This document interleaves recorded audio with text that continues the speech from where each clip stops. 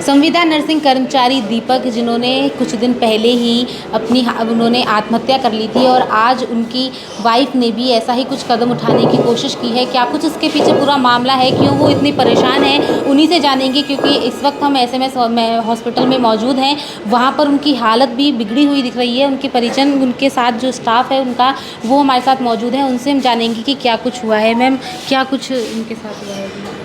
आज हमारे भाई दीपक भाई को गए 25 दिन हो गए और 25 दिन में सरकार के कानों तक इतनी सी बात तक नहीं गई है, उनके कानों तक जूं तक नहीं रहेंगी है छोटी सी भी, कि जिस दिन दीपक भाई की बॉडी मोर्चरी में पड़ी थी उस दिन हनुमान बेनीवाल जी जो यहाँ पे आए थे और जो बाबूलाल जी गोयल साहब यहाँ पे कमिश्नर साहब जो आए थे, उन्होंने जो प्रॉमिस किए थे, जो वादे किए थे, जो इससे निभाए थे कि हमारी जो इनकी मांगे थी कि दीपक की वाइफ को जो जॉब मिलेगी और जो पैसों का मुआवजा है वो मिलेगा, होम का जो है वो मिलेगा, इनके पर्सनली होम नहीं है, तो उनमें से जो वादे किए गए थे एक भी वादे को पूरा नहीं किया गया है। और आज भी कहीं ना कहीं ये सिचुएशन हो रही है। आज 25 दिन बाद में ये बहन लगातार दौड़ती रह रही है इधर इधर। आज इसके कंडीशन ये हो रखी है कि ये इसके फैमिली में, इसके पीयर पक्ष में जाके ये रह रही है और वहाँ मतलब इतना दुखी हो चुकी है। एक तो आदमी के जाने का गम जो है वो नहीं भूल पा रही है, ऊपर से सरकार तक कितनी सी बात नहीं जा रही है, इधर उधर दौड़ के ये परेशान हो चुकी है। तब भी सरकार तक इतनी सी, इसकी सारी एप्लीकेशन सारा सब कुछ फॉरवर्ड कर दिया गया है, उसके बाद में भी सरकार तक इतनी सी बात तक नहीं पहुंची है। तो मैं आपके चैनल के माध्यम से मैं राजा साहब और माननीय श्रीमान चिकित्सा मंत्री जी से मैं एक ही बात बोलना चाहूँगी कि मंत्री जी कब जाके हमारी बात सुनेंगे। एक के बाद एक कांड होता जा रहा है और दीपक भाई की डेथ हो चुकी है, उसके बाद में कहीं ना कहीं ऐसी सिचुएशन हो चुकी है, ऐसी परेशानी में आके ये दीपक की वाइफ ने, करिश्मा ने ऐसा कदम उठाया है कि कहीं ना कहीं ये भी अपने आप को आत्मदाह करने जा रही थी, क्योंकि इसको ये लग रहा है कि मेरे साथ में कोई भी नहीं है, ना सरकार मेरी सुन रही है। इसका जो इसकी जगह जो खड़ा रह के देखेगा, इसका दुख जो समझ पाएगा, वो इसका दुख कोई समझ नहीं पा रहा है। आज इसकी सिचुएशन ये बन चुकी है कि ये अपने आप को ऐसा महसूस कर रही है कि मैं जाऊं तो कहाँ जाऊं, करूं तो क्या करूं। तो कहीं ना कहीं ये ऐसे समझ रखी है। इतने दिन तो हम खुद भी इसको विश्वास दिला रहे थे कि हम तुम्हारे साथ में हैं, लेकिन हम आज 25 दिन से लगातार सड़क के किनारे बैठे हुए हैं, लेकिन फिर भी हमारी कोई बात नहीं मानी जा रही है। और हम भी इसको कहाँ तक इसको विश्वास दिलाते रहेंगे कि अब नहीं अब हो जाएगा, अब नहीं अब हो जाएगा। अभी तक सरकार इसकी बात नहीं सुन पा रही है। तो मैं आपके चैनल के माध्यम से सरकार तक एक आवाज़ पहुँचाना चाह रही हूँ। जो गरीब परिवार से, बिल्कुल गरीब परिवार से जो मेरा भाई गया है, उसकी वाइफ को न्याय मिले, न्याय दे। अगर नहीं देंगे, आज मेरी बहन ने कहीं ना कहीं जाके इस तक आ गई है कि वो अपने आप को ख़त्म करना चाह रही है। क्या कदम उठाया इन्होंने, क्या किया है? इन्होंने एल्ड्रिन पी है, जो मतलब एक फसल में डालने वाली जहरीली दवा जो होती है वो पी है। 3 मंथ की इनकी प्रेगनेंसी है, उसके बावजूद भी इन्होंने ये कदम उठाया है। तो सरकार से मैं ये कहना चाहूँगी कि इसने ये कदम उठाया है तो क्यों उठाया है, क्या मजबूरी रही होगी इसके पास में, क्या सिचुएशन पैदा हो गई है इसके पास में जब जाके इसने ये कदम उठाया है।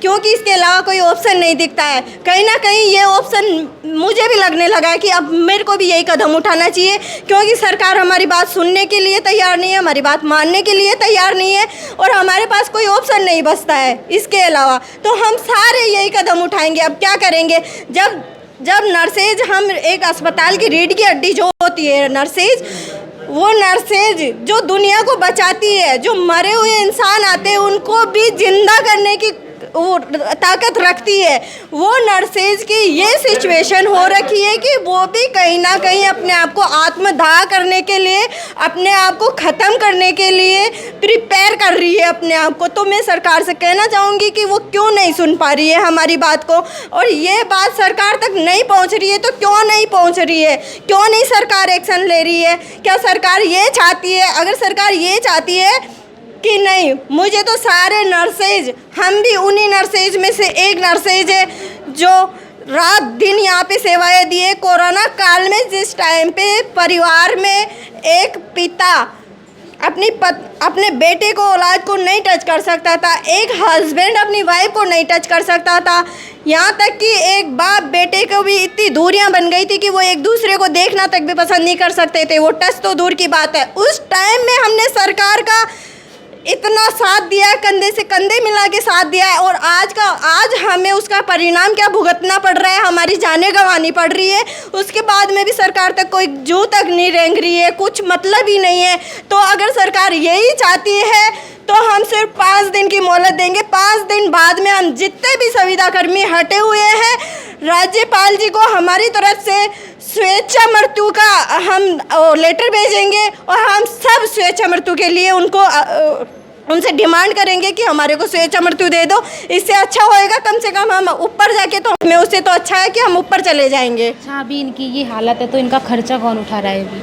जी, अभी इनकी ये सिचुएशन है तो अभी कुछ फंड नहीं है। इनकी फैमिली जो इसके परिवार से, जो इसके पिताजी जो है वो इनकी देख रेख कर रहे हैं, वो इनका पालन पोषण कर रहे हैं, वो इनका खर्चा उठा रहे हैं। क्योंकि एक बाप के लिए एक बेटी, चाहे से वो कितना ही गरीब हो, चाहे से कितना ही कुछ हो, लेकिन एक बाप है ना, अपनी बेटी को, अपनी औलाद को, किसी को भी अपने से दूर नहीं कर सकता। अगर एक रोटी मिलेगी तो आधी रोटी इसको खिलाएगा, और वो बाप भले भूखा रह जाएगा, लेकिन पहले एक बेटी दुख को नहीं समझ पा रही है, लेकिन एक बाप उस दुख को समझ रहा है।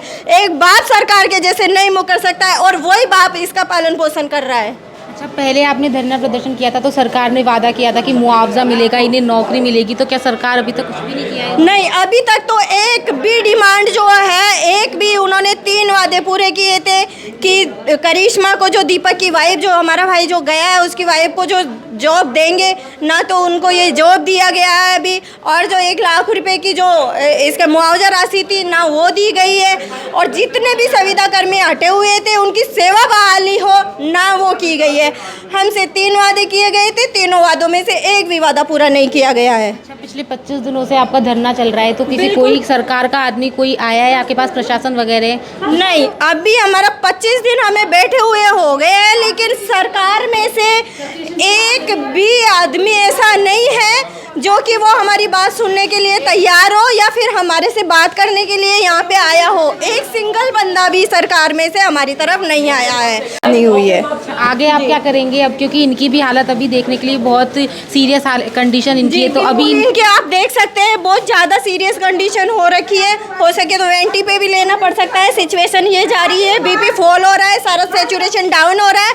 उसके बाद में भी अभी इनकी सिचुएशन जो है ये सब आपके सामने है। मैं सरकार से कहना चाहूँगी कि ये आप देख सकते हैं इसकी क्या कंडीशन हो रही है, इसकी क्या मजबूरी रही होगी कि ये ऐसा कदम उठाने के लिए तैयार हुई है। और अगर सरकार अभी भी नहीं सुनती है तो सबसे पहले तो मैं ही अपने आप को त्याग करूँगी, अपना जीवन त्याग दे दूँगी यहाँ पे।